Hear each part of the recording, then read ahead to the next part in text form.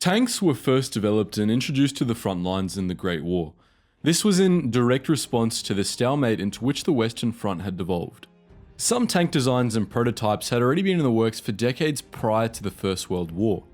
Some of these include an 1855 proposal for a steam-powered land ram, which was basically an armoured tractor mounted with a cannon.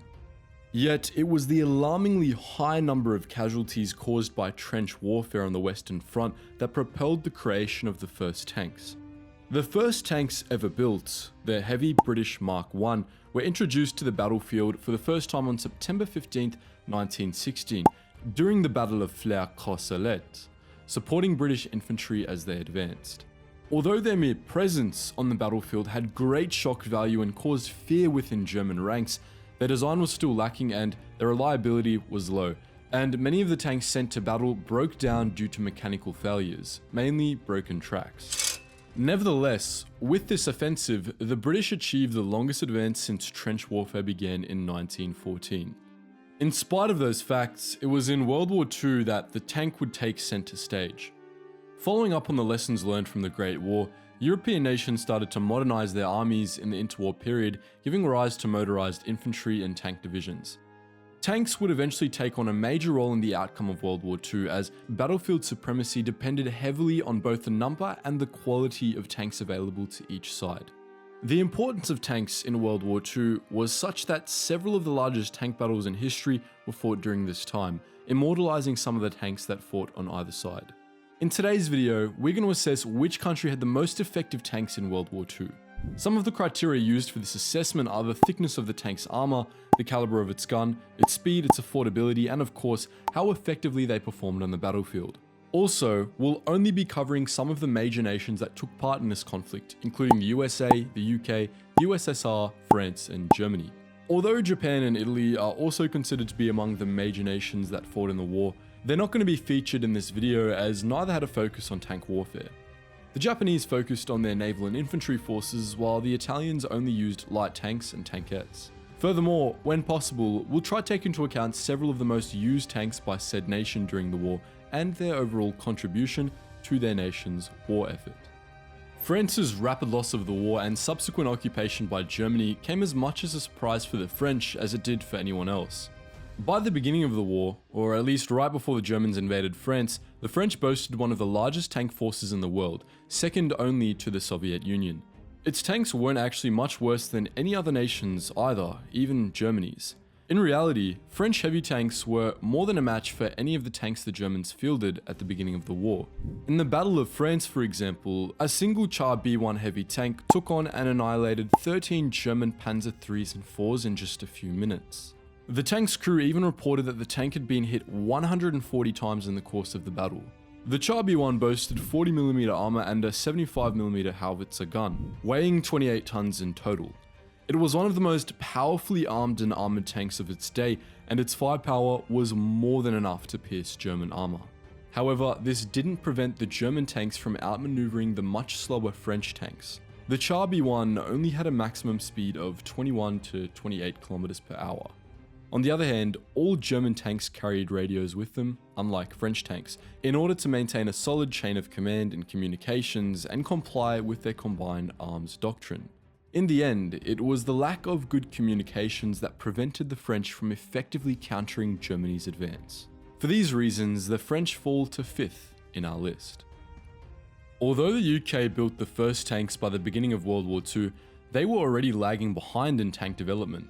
In fact, for most of the war, British troops relied on American tanks supplied to them through the Lend-Lease program. However, at the beginning of the war, they did field their own British tanks. The Mk2 was one of them. This medium tank was developed almost at the same time as the Mk1 as a heavier infantry tank version. Its armor was thicker than its predecessor, the Mk1, with a thickness of 30mm, but it carried a similar 40mm gun. The Mk2 was effectively used during the French, Greek, and early North African campaigns. Its 40mm gun made it lethal against the lighter Italian tanks and meant it could hold its ground against the early German Panzer II and III. On the downside, its light armor meant it was susceptible to most Axis anti-tank weapons. Its reliability and suspension in desert conditions were praised, as was its performance in the defense of Tobruk. However, when taken to Greece, even as they managed to effectively engage German tanks, over 90% were lost due to mechanical breakdown. The bright spot for British tank design was probably the Comet 1 and the Mk4 Churchill. The Comet 1 was a medium high-speed tank developed from the earlier Cromwell tank. Its armor could be as thick as 102mm and it featured a 76.2mm gun. It weighed 32.7 tons and could move as fast as 51 km per hour. The Mk4 Churchill, on the other hand, was a super heavy infantry tank, well known for its heavily armored chases. It weighed 40 tons, carried a 57mm gun, and could only reach a speed of 24 km per hour. However, it was designed for navigating the most uneven, shell-cratered ground, demolishing infantry obstacles and attacking enemy defenses, duties for which great speed or heavy armament were not necessary. Finally, due to the loss of France and lowered productivity from 1942 on, British units started to be equipped with tanks supplied by the US alongside their own British-designed tanks. The British would later modify the American tanks supplied to them, giving birth to tanks such as the Sherman Firefly, a M4 Sherman mounted with a 76.2mm gun. When the Americans entered the war, their army virtually had no tanks, and the few they had were light tanks. The Battle of France had already proved the importance of medium tanks. French and British light tanks were destroyed by German guns, while their heavy tanks were simply outmaneuvered by the faster German tanks. So, the Americans needed a tank that was maneuverable, sturdy enough to endure enemy fire, and capable of carrying a 75mm gun into battle. Finally, they developed the medium tank M3, which would later evolve into the medium tank M4, the most used tank by Western Allied forces in World War II. The M4 Sherman, as the British nicknamed it, would be supplied to most of the Allied forces through the Lend-Lease program. The medium tank M4 featured 177.8mm armor, was mounted with a 75 or 76mm gun, or a 105mm howitzer, and it weighed 30.3 to 38.1 tons. These features made the M4 a formidable rival for the German Panzer IIIs and IVs. As the war progressed and the Germans deployed the Panzer V Panther and the Panzer VI Tiger, so too did the Allies need to upgrade their own tanks. The answer was the M10 and the M36 respectively. The M10 tank destroyer, officially the 3-inch gun motor carriage M10, featured a 76.2mm gun mounted in a rotating turret on a modified M4A2 Sherman tank chassis. It also featured 57.2mm armor and weighed 29 tons. Finally, the M36 tank destroyer, officially the 90mm gun motor carriage M36, featured a 90mm gun mounted on a massive turret on the reliable M4 Sherman chassis and sloped armor. It also featured 127mm armor and weighed 29 tons.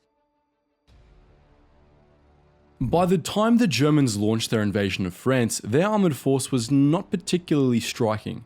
In reality, the Germans managed to conquer the country with less tanks and much less firepower than the defending French forces. However, their combined arms doctrine, their tanks' high mobility, and command and control capability gave them tactical superiority. It was during Germany's invasion of Russia that German tanks met their match. During Operation Barbarossa, the Germans bitterly discovered that the Soviet T-34 outclassed the Panzer III and IV. Its sloped armor could endure most of the German weapons, and its gun could penetrate German tank armor. This forced the Germans to develop heavier tanks, such as the Panzer V Panther. For its impressive firepower and excellent armor, this tank is usually considered one of the best fielded throughout the Second World War. The Panzer V Panther was clad on 100mm armor and featured a 75mm gun. While the Panther's gun caliber was common among the Allies, its gun was the most powerful of the war. Only the British Sherman Firefly 76.2mm gun had more potential armor penetration, although it was much less accurate than the Panther. Another of Germany's tank division's jewels was the Tiger I. This incredibly heavy tank outclassed all Allied tanks in terms of firepower and armor when it was first deployed in 1942. It featured an impressive 88mm gun and was clad on 120mm of thick armor. The Tiger I was later replaced by the Tiger II, which was more heavily armored and made use of armor sloping, as did the Panther. The problem with the German tank design was that in their effort to achieve technological superiority over the Allies, they were over-engineered. They tended to use expensive materials and complicated production methods, which made them very difficult to maintain and repair when they broke down. The Soviet Union started and ended the war with the largest tank fleet in the world. In 1939, the most common Soviet tank was the T-26, which was only lightly armored, but fitted with a 45mm gun, could penetrate most German armor. Very few of them had radios, and this proved to be as big an issue as it was for the French. Once again, Germany's combined arms doctrine, along with its command and control capabilities, gave them tactical superiority. Not only were the Soviets materially unprepared for war at the time of the invasion, but their army was in almost complete disarray after the purges of the officer class of the 1930s. In the first months of the invasion, the Soviets suffered heavy losses at the hands of the German forces, mainly due to lack of coordination, training, and unpreparedness for the war. Although the Germans were initially successful in their advance, when the Soviets managed to reorganize themselves, the T-34 played a major role in halting the German offensive in 1942. The T-34 was instrumental in the execution of the double encirclement maneuver that cut off the German 6th Army at Stalingrad. Surrounded, the 6th Army surrendered, dealing a major blow to the Germans. This is regarded as a turning point for the war on the Eastern Front. When it was first deployed and with its 76.2mm gun, the T-34 was unmatched by any of the German tanks it came up against. In fact, all standard German anti-tank weapons were ineffective against its heavy, sloped armor, to the point where the standard German anti-tank gun was nicknamed Panzeranknopfgerät, as when fight against the T-34, they would just give away their position without causing any damage to the tank. It was also very inexpensive and easily repaired. This meant they could produce large quantities of the T-34s and meet the demand of tanks needed to halt the German invasion. Its impact on the war and its enemies was such that Paul Ludwig Ewald von Kleist, commander of the 1st Panzer Army during Operation Barbarossa, called it the finest tank in the world. And Life magazine wrote, "The best tanks in the world today are probably the Russian tanks."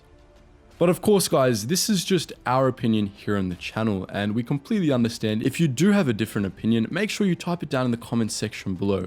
We're always keen to read your replies and respond to them. And just before you go guys, if you want to join the wider history community, make sure you check out our Discord link in the description below where you can chat to myself and other history buffs there. And if you want access to more exclusive content that you won't find on the YouTube channel, please do check out our Facebook and Instagram as well. All those links are in the description below. Anyways guys, as always, thank you so much for watching, and I hope to see you in the next video.